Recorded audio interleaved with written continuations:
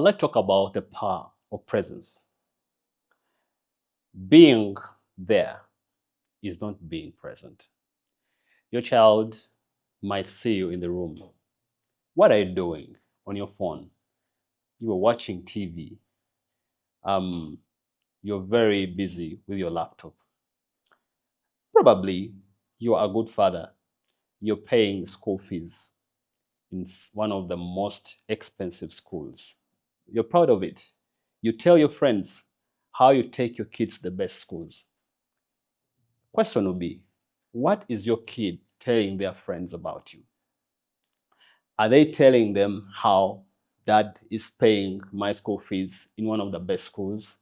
Or they're talking about those moments that define the father they look out for? Are you that kind of father? What your child needs is not a perfect father. They only need a present father. The 15 minutes you spend with your child without a phone, without TV, without your laptop, nothing, but looking straight in their face, into their eyes, and ask them, how was your day? Makes the whole world for them. 15 minutes can make a whole 24 hours of a child because they feel your presence. They know you are around. Many times I have seen during sports days at school, many times it's the mothers that show up. On visiting days, it's the mothers that show up. Teachers parenting conferencing, it's the mothers that show up.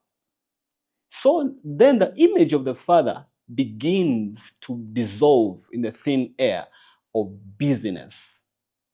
You are busy trying to make ends meet. But remember, there is one end that is not meeting, and that is your children. What are they talking about you? What are they saying about you? You can be in the same roof with your children, but physically absent. You can be in the couch, but emotionally detached. You can be even around the same dining table, but actually you are not present. And they are used to it. And the more they get used to it, the more you lose the attachment of your own children. And remember what you do today, your children are watching.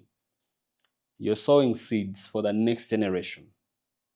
They will do exactly what you did to them. Probably you are the result of what your father did to you. Can you today watch your actions and choose presence? The Bible talks about this young man, this boy in Luke 15, who told his father, give me my possessions and I go. He did as the boy asked, gave him his inheritance. And when the Bible says he went to a far country. But even when this boy left, the father sat somewhere where he could keep his eyes in the horizons to see if he would see his son come back home. As a father, you desire to see your child back. Take an image of Jesus. The Bible says, for God so loved that he gave his only begotten son, that whoever believes in him should not perish but have everlasting life. God's love is demonstrated by sending his son to us. God as a father demonstrates love by sending his son. Even when we were still sinners, he still sent his son to come and die for us. A sign of a father that is mindful about his own children. In this story of this man, in that culture, older men were not meant to run. It was indignifying for them to run. So the Bible says that the man saw his son from afar off and he ran towards him and gave him a hug. He embraced him.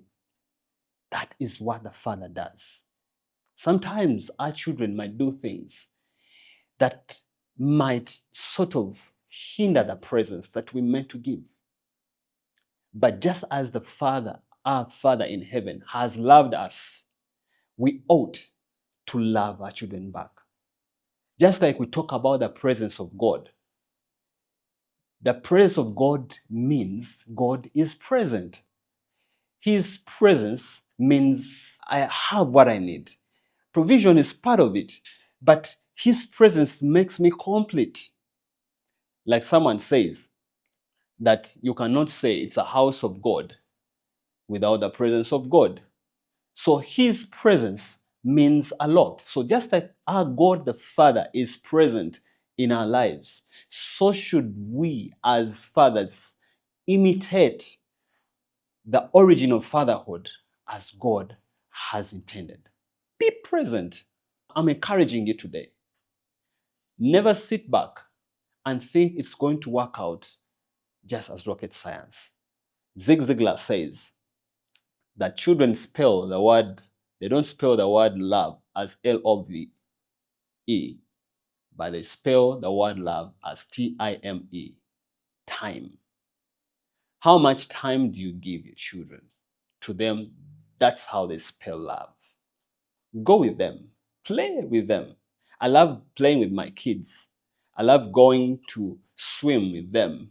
I love going to the gym with them. One is very young, but I go and help him out. And the boy, we do push-ups together.